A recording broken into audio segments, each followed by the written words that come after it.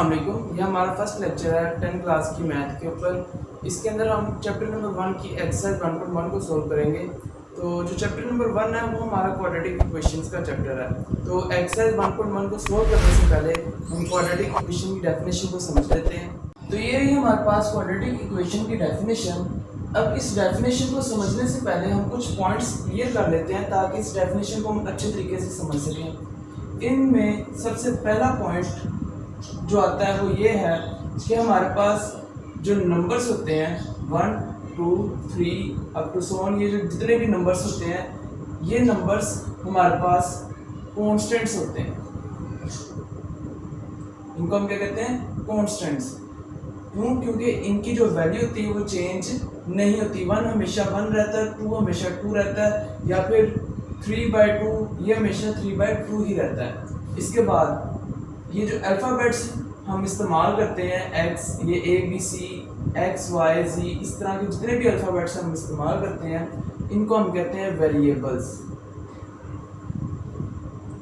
Variables भी कहते हैं या फिर अननोन वेरिएबल्स भी कहते हैं। ठीक है।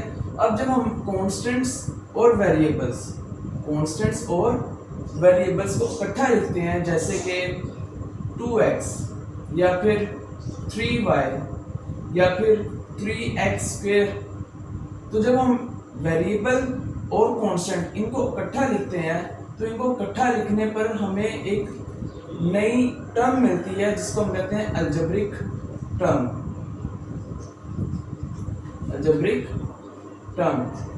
ठीक है। अब इन अलजेब्रिक टर्म्स को जब हम इकट्ठा करके लिखते हैं, जैसे कि 3x² plus 2x, 3x² plus 2x, तो ये जो सी नई फॉर्म मिली हमें, इस फॉर्म को हम कहते हैं पॉलिनोमियल। इसको हम क्या कहते हैं? पॉलिनोमियल। अब अगर मैं इसी पॉलिनोमियल को इक्वल्स टू 0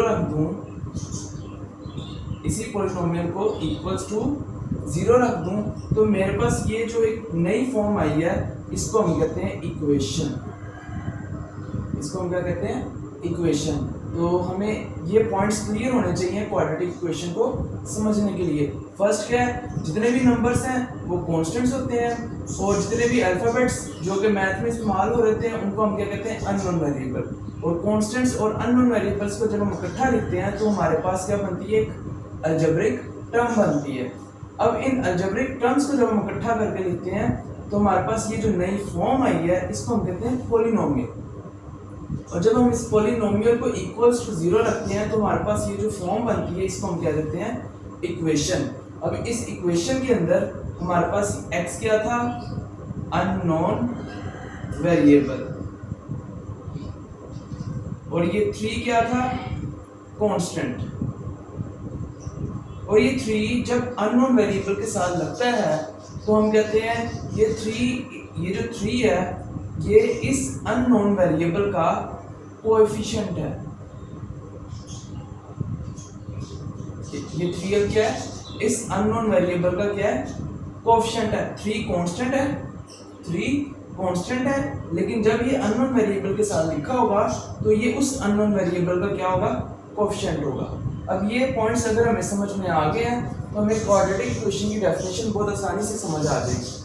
अब इस डेफिनेशन के अंदर देखें, वो कहता है एन इक्वेशन। जैसे इक्वेशन का नाम आएगा तो हमारे जहन में क्या आना चाहिए कि एक पॉलिनोमियल जो इक्वल्स टू 0 है। ठीक हो गया। तो an equation which contain square of unknown variable. ऐसी इक्वेशन, जैसे कि ये वाली इक्वेशन, ये ऐसी इक्वेशन है जो कि एक अननोन वेरिएबल का स्क्वायर कंटेन कर रही है। यानी इस इक्वेशन के अंदर एक अननोन वेरिएबल x है, उसके ऊपर क्या है? स्क्वायर। तो ऐसी इक्वेशन जिसके अननोन वेरिएबल के ऊपर स्क्वायर हो बट नो हायर पावर, लेकिन उस स्क्वायर के अलावा यानी उस 2 के अलावा कोई और बड़ी पावर उसके अंदर मौजूद ना हो। जैसे कि इसके अंदर देखें, ये 3x² प्लस 2x पड़ा हुआ है ना। अब इस इक्वेशन के अंदर देखें, आपके पास जो हाईएस्ट पावर है वो 2 है। हाईएस्ट पावर 2 है। 2 से पहले कोई भी ज़्यादा पावर वाला वेरिएबल जैसे कि 3x³ यहाँ पे इसके अंदर एग्जिस्ट नहीं कर रहा, सिर्फ ये वाली इक्वेशन है हमारे पास। तो इस इक्वेशन के अंदर हमारे पास एक अननोन वेरिएबल का स्क्वायर पड़ा हुआ है, और इस इक्वेशन के अंदर इस अननोन वेरिएबल के स्क्वायर के अलावा कोई और हायर पावर मौजूद नहीं है। तो इस इक्वेशन को, इस तरह की इक्वेशन को हम कहते हैं क्वाड्रेटिक इक्वेशन। क्या कहते हैं? Quadratic equation. और क्वाड्रेटिक इक्वेशन का एक दूसरा नाम भी है जो कि हम लेते हैं सेकंड डिग्री इक्वेशन। इसको सेकंड डिग्री इक्वेशन क्यों कहते हैं? ये जो x की जो पावर होती है इसको हम डिग्री भी कहते हैं। इसको हम क्या कहते हैं? डिग्री। और चूंकि x की पावर 2 है और 2 को हम सेकंड कहते हैं, इसलिए हम इसको इक्वेशन ऑफ सेकंड डिग्री या सेकंड डिग्री इक्वेशन भी कहते हैं। अब ये जो सेकंड डिग्री इक्वेशन है जिसको हम क्वाड्रेटिक इक्वेशन कह रहे हैं, इस क्वाड्रेटिक इक्वेशन की एक जनरल फॉर्म होती है, यानी उस फॉर्म की मदद से हम जितनी मर्जी चाहे क्वाड्रेटिक इक्वेशंस बना सकते हैं। तो पहले उस क्वाड्रेटिक इक्वेशन की स्टैंडर्ड फॉर्म को देख लेते हैं कि वो कैसे दिखती है। अब इधर देखें,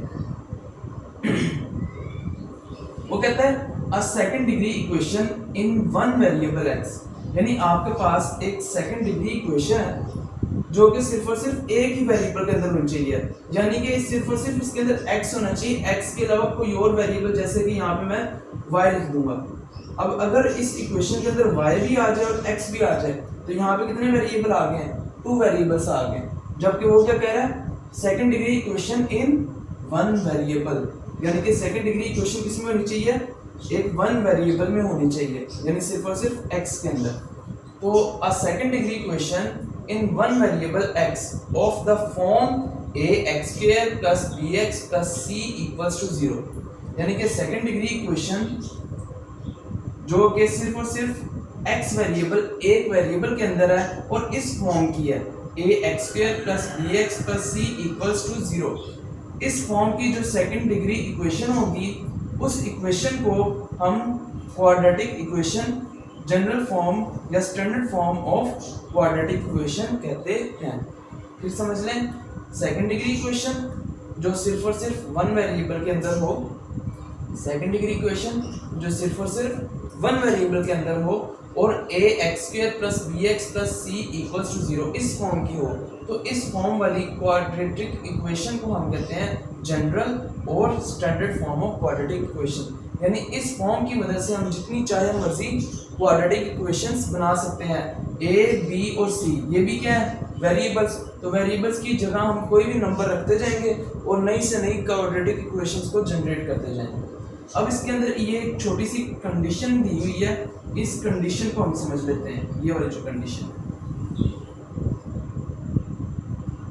अब इस कंडीशन के अंदर देखें, वो कह रहा है ये जो एक स्टैंडर्ड फॉर्म है, इस स्टैंडर्ड फॉर्म के अंदर ये जो a है इसको 0 नहीं होना चाहिए। और इसको 0 क्यों नहीं होना चाहिए भला? अगर ये 0 होगी तो फिर क्या होगा भला? अब ये देखें ax square plus bx plus c equals to 0 है। अब मैं अगर a को 0 पुट करता हूँ, इसके अंदर a को 0 पुट करता हूँ तो मेरे पास क्या बनेगा? a की जगह 0 आ जाएगा। 0x square plus bx plus c equals to 0। 0 किसी से भी मल्टीप्लाई हो तो उसको क्या कर देता है? 0 plus bx plus c equals to 0। और 0 अगर आ जाए तो हम उसको वैसे ही नहीं लिखते। अब ये देखें, जब हमने a की जगह 0 पुट किया तो ये जो सी क्वाड्रेटिक इक्वेशन थी ये रिड्यूस होके लीनियर इक्वेशन बन गई है। लीनियर इक्वेशन यानी इसमें अब जो हाईएस्ट पावर है x की वो सिर्फ और सिर्फ 1 है, 2 नहीं है। जबकि क्वाड्रेटिक इक्वेशन क्या कहती है? जो इक्वेशन है उसको स्क्वायर कंटेन करना चाहिए अननोन वेरिएबल का। अब ये देखें, अननोन वेरिएबल का इस इक्वेशन के अंदर स्क्वायर मौजूद नहीं है। अब ये स्टैंडर्ड इक्वेशन या फिर इक्वेशन ऑफ सेकंड डिग्री नहीं रही, इसलिए वो कह रहा है कि जो a है वो 0 नहीं होना चाहिए। अब इसके बाद and a, b and c are real numbers, और a, b, c जो हैं इसमें a, b, c जो हैं वो रियल नंबर्स हैं। यानी कि इसके अंदर a, b और c ये तमाम के तमाम किसको बिलोंग करने चाहिए? रियल नंबर्स को। और रियल नंबर्स हम सबको पता है क्या होते हैं? ये यूनियन होते हैं रैशनल नंबर्स और इररेशनल नंबर्स। रैशनल नंबर्स कौन से हैं? जो p/q की फॉर्म में लिखे जा सकते हैं, यानी कि 1, 1/2, 3, 4, 5/2, इस तरह से जितने भी नंबर्स हों उनको हम रैशनल नंबर कहते हैं। और इरेशनल नंबर जिनको हम क्वाड्रेटिक इक्वेशन यानी क्वाड्रेटिक कह रहा हूँ, जिनको हम p/q की फॉर्म में नहीं लिख सकते, जैसे √2, √3 और इस तरह से कई और नंबर्स। तो a b c जो है वो हमारे पास क्या है, रियल नंबर्स। और रियल नंबर्स क्या है, इन तमाम नंबर्स का मजमुआ, यानी कि a b c की जगह पे हम इनमें से कोई सा भी नंबर पुट कर सकते हैं। तो ये देखें, दोबारा समझ लें, standard form of quadratic equation क्या है। Standard form of quadratic equation ये एक सेकंड डिग्री इक्वेशन है, एक सेकंड डिग्री इक्वेशन है जो कि सिर्फ और सिर्फ वन वेरिएबल के अंदर है। और इस फॉर्म के अंदर a जो है वो 0 नहीं होना चाहिए और a b c जो है वो क्या होने चाहिए, रियल नंबर्स होने चाहिए।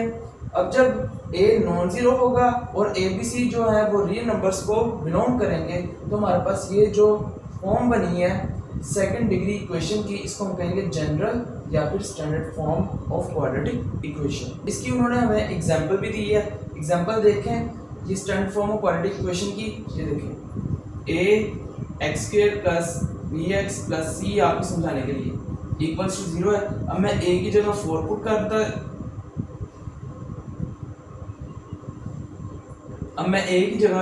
करता हूँ, b की जगह पे 7 पुट करता हूँ और c की जगह पे 6 पुट करता हूँ, या फिर कह लें -6 पुट करता हूँ, तो मेरे पास ये जो इक्वेशन बनेगी वो इस फॉर्म की होगी। जैसे कि देखें a है, a की जगह पे क्या आ गया 4, b है, b की जगह पे क्या आ जाएगा 7, c है, c की जगह पे क्या आ जाएगा -6, और ये हमारे पास एक क्वाड्रेटिक इक्वेशन बन गई है। होपफुली आपको क्वाड्रेटिक इक्वेशन और standard form of quadratic equation की अच्छी तरह से समझ आई होगी। अब इसी तरह से हमारे पास कुछ और डेफिनेशन से हम उनकी तरफ चलते हैं। अब इसके बाद हमारे पास प्योर क्वाड्रेटिक इक्वेशन आती है। इसकी डेफिनेशन हम समझ लेते हैं। इसकी डेफिनेशन आपको एक एग्जांपल से समझाता हूँ। अगर हमारे पास मिल्क हो और मिल्क के अंदर हम वाटर ऐड कर दें, तो वो क्या हो जाता है, वो इम्प्योर हो जाता है। इम्प्योर क्यों, यानी कि वो खालिस नहीं रहता। क्यों, क्योंकि अब हमने मिल्क के अंदर क्या ऐड कर दिया, वाटर को।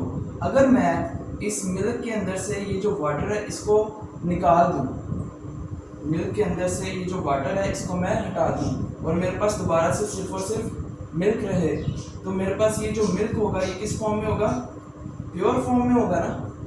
सेम इसी तरह से अगर मैं इस मिल्क को x² कह दूं और इस वाटर को मैं x कह दूं, अब जो मिल्क है उसकी पावर x² है, जो वाटर है उसकी पावर क्या है 1। तो मैं अगर x को यानी x की पावर 1 को इस मिल्क यानी x² के अंदर से हटा दूं, तो मेरे पास जो मिल्क मिलेगा यानी कि जो x² मिलेगा वो किस फॉर्म में होगा, प्योर फॉर्म में होगा। सेम इसी तरह से प्योर क्वाड्रेटिक इक्वेशन की डेफिनेशन है, वो कहता है कि if b is equals to 0 in second quadratic equation या फिर quadratic equation, if b equals to 0 in quadratic equation, यानी कि इस क्वाड्रेटिक इक्वेशन के अंदर ये जो bx पड़ा हुआ है, इस bx के अंदर ये जो b है ये 0 हो जाए। इस bx के अंदर अगर ये b 0 हो जाएगा तो ये वाली टर्म सारी की सारी क्या हो जाएगी 0, यानी कि x वाला फैक्टर क्या हो जाएगा, खत्म।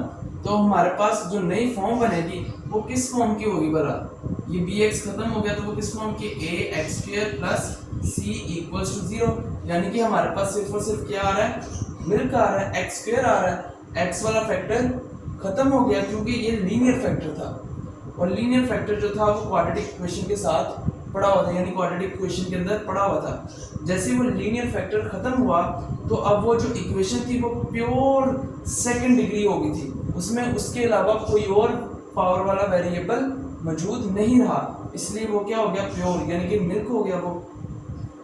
अब इसी तरह से आप देखें ax² + c, अब इसके अंदर देखें सिर्फ और सिर्फ x² वेरिएबल पड़ा हुआ है, तो इसका मतलब है कि ये अब इस वक्त अपनी प्योर फॉर्म में पड़ी हुई है। और क्यों, क्योंकि इसके अंदर अब कोई और पावर वाला वेरिएबल मौजूद नहीं है, तो इसको हम क्या कहेंगे, प्योर क्वाड्रेटिक इक्वेशन। और इसकी एग्जांपल है 4x² + 2। इसके अंदर देखें आपके पास लीनियर यानी कि x की पावर 1 वाला फैक्टर आपके पास नजर नहीं आ रहा, तो इसको हम क्या कहेंगे, प्योर क्वाड्रेटिक इक्वेशन।